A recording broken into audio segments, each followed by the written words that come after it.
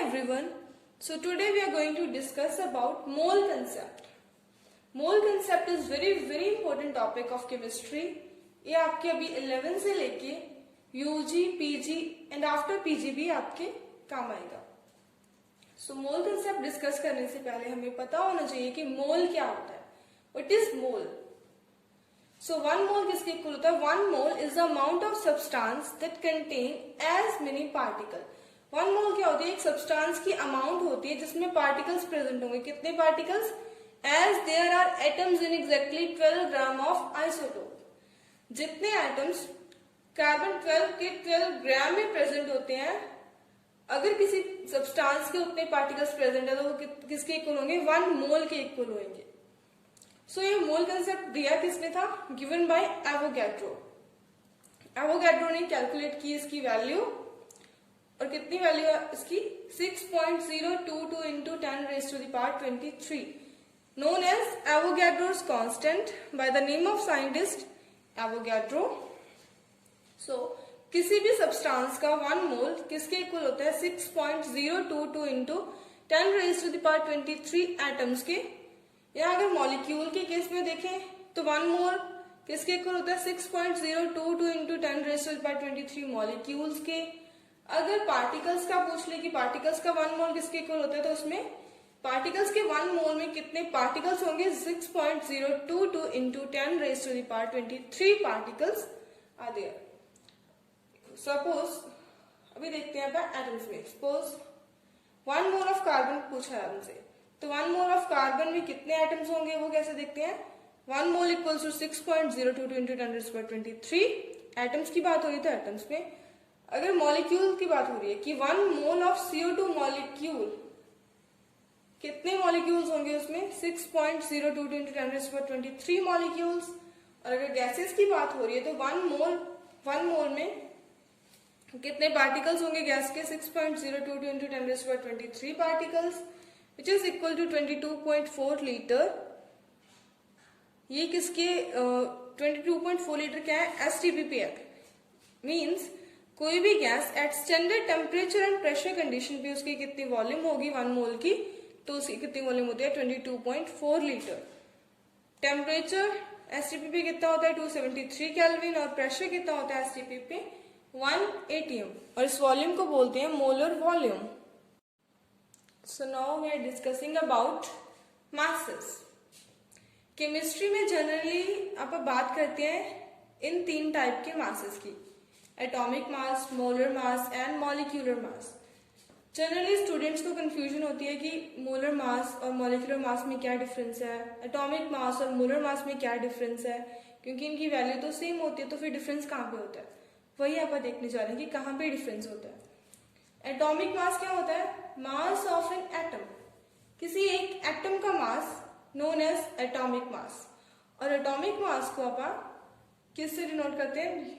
You. Q क्या होता है? Unit mass. सो एग्जाम्पल के लिए अपन देखते हैं कार्बन का मास कितना होता है? कार्बन का एटॉमिक मास 12 यूनिट.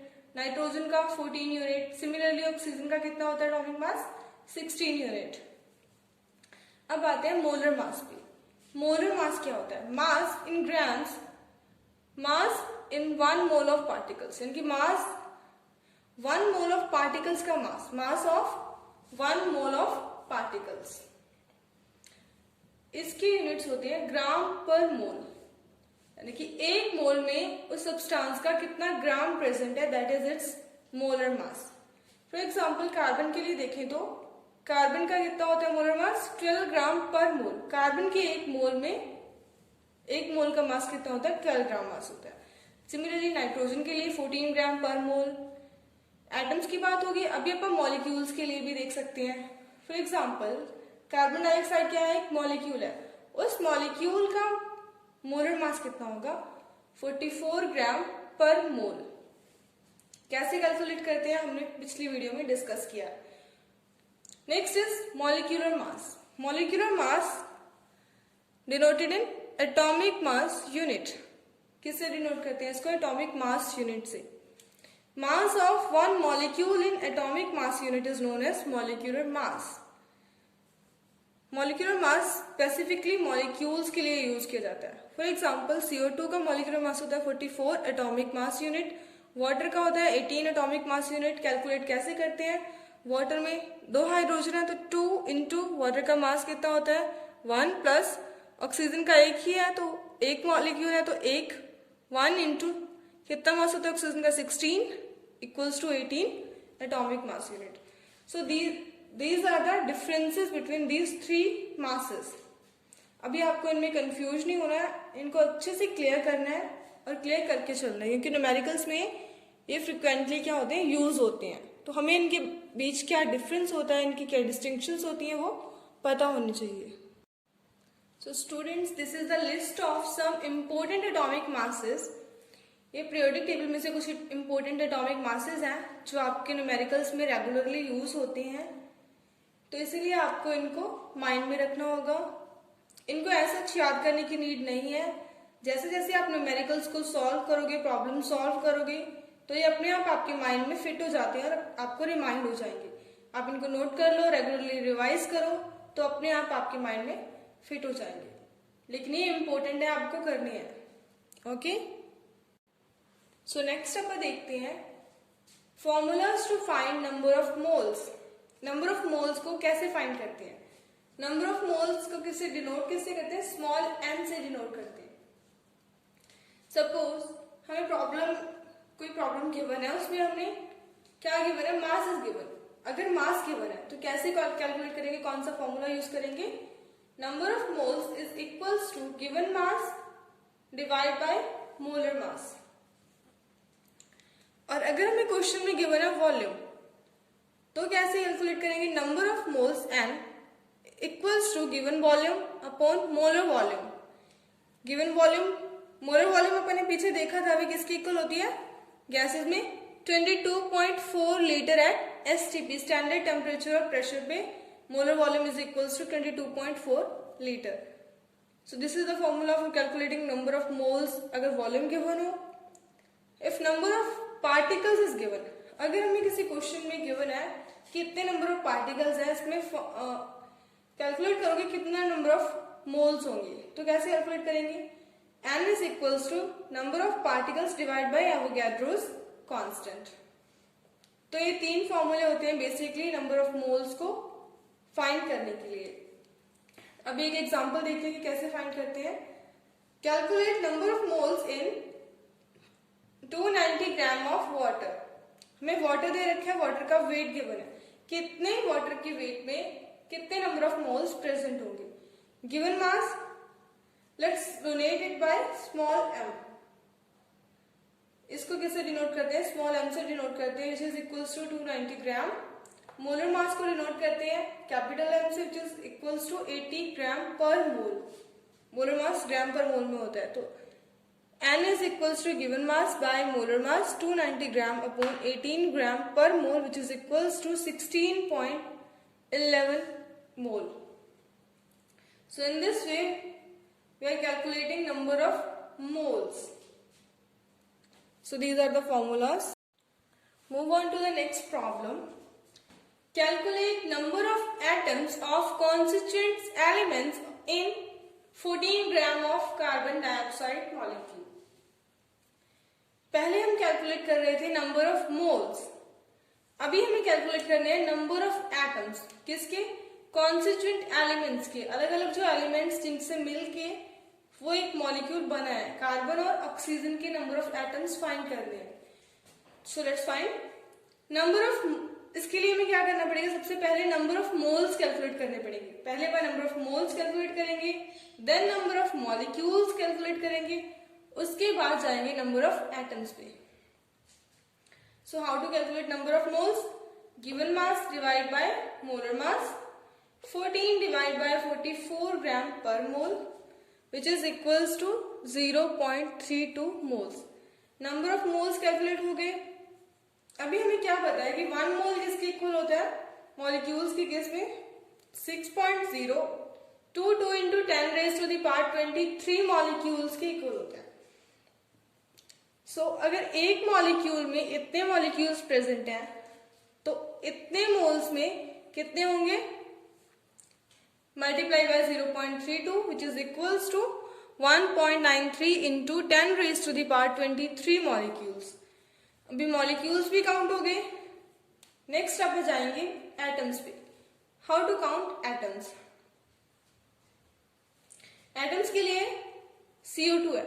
CO2 के कॉन्स्टिट्यूएंट एलिमेंट्स के एटम फाइंड करने हैं. किससे बने हैं? कार्बन से प्लस ऑक्सीजन से. कार्बन का कितना है? एक मोल. 1 into 1.93 into 10 raised to power 23 which is equals to 1.93 into 10 raised to the power 23 atoms. Oxygen कितने प्रेजेंट है? 2. So 2 into 1.93 into 10 raised to the power 23 which is equal to 3.86 into 10 raised to the power 23 atoms. So in this way we can calculate number of atoms of constituent elements. अगर हमें wait given हो तो अपन calculate कर सकते हैं. So next is percentage composition. किसी भी molecule में किसी एलिमेंट की पर्टिकुलर एलिमेंट की कितनी मास परसेंट प्रेजेंट है वो कैसे कैलकुलेट करते हैं देखते हैं. मास परसेंट कैलकुलेट करने का फॉर्मूला होता है, क्या होता है? Molar mass of element in the compound. जिस भी एलिमेंट का हमें मास परसेंट फाइंड करना है उसका molar mass divided by molar mass of compound. पूरे कंपाउंड का molar mass into 100. For example molar mass of water is 18 gram per mole. सबको पता है. We have to calculate the mass percentage of hydrogen in water. Hydrogen का calculate करना है. So water में hydrogen कितने हैं? 2 प्रेजेंट है. एक हाइड्रोजन का मास कितना होता है? 1 into 2 divided by 18 into 100 which is equals to 11.11%. Similarly, we can calculate the mass percentage of oxygen. Oxygen का mass 16 into कितना मोल प्रेजेंट ऑक्सीजन कितना प्रेजेंट है? 1 divided by 18 into 100 which is equals to 88.8%. So in this way we can calculate percentage composition or mass percent of an element in a given molecule or compound. So now we will discuss about empirical formula and molecular formula. What is empirical formula? Empirical formula represents simple whole number ratio of various atoms present in a compound. किसी compound में जो atoms present है उनकी एक simple whole number ratio को represent करता है empirical formula. Molecular formula क्या होता है? It shows exact number of different types of atoms present in a molecule of compound. किसी कंपाउंड के मॉलिक्यूल में कितने डिफरेंट टाइप्स के एटम्स प्रेजेंट है वो शो करता है molecular formula. For example molecular formula for 1-butene is C4H8. अगर इसका molecular formula ये है तो इसका empirical formula क्या होगा? इसकी simplest whole number ratio 4:8 is 1:2 means 1 carbon and 2 hydrogen. CH2 is its empirical formula. Now अगर अपने को न्यूमेरिकल प्रॉब्लम्स आती है तो पे कैसे कैलकुलेट करते हैं? If the mass percentage of various element is known. अगर किसी एलिमेंट की मास परसेंटेज नोन है तो उससे आप एम्पेरिकल फॉर्मूला क्या कर सकते हैं? डिटरमाइन कर सकते हैं. और एम्पेरिकल फॉर्मूला से मॉलिक्यूलर फॉर्मूला डिटरमाइन किया जा सकता है अगर हमें मोलर मास पता हो. सो this is about empirical formula and molecular formula. अभी इसका एग्जाम्पल डिस्कस करेंगे उससे और क्लियर होगा आपको. So here is the problem. A compound contains 4.07% of hydrogen, 24.27% of carbon and 71.65% of chlorine. कोई कंपाउंड है उसमें हाइड्रोजन, कार्बन और क्लोरीन की हमें मास परसेंटेज गिवन है. इट्स मोलर मास इज 98.96 ग्राम. उसका मोलर मास भी गिवन है. What is its empirical formula and molecular formula. अभी हमें कैलकुलेट क्या करना है? इनका एम्पेरिकल फॉर्मूला और मॉलिक्यूलर फॉर्मूला कैलकुलेट करना है. For this first step is convert mass percentage into grams. सबसे पहले हमें क्या करना पड़ेगा? मास परसेंटेज को किसमें कन्वर्ट करते हैं? ग्राम्स में. Let's we have a 100 gram of sample. हमारे पास सैंपल का 100 ग्राम है तो 100 ग्राम में 7 ग्राम ऑफ हाइड्रोजन है, 24.27 ग्राम ऑफ कार्बन है और 71.65 ग्राम हमारे पास क्या है, क्लोरीन है।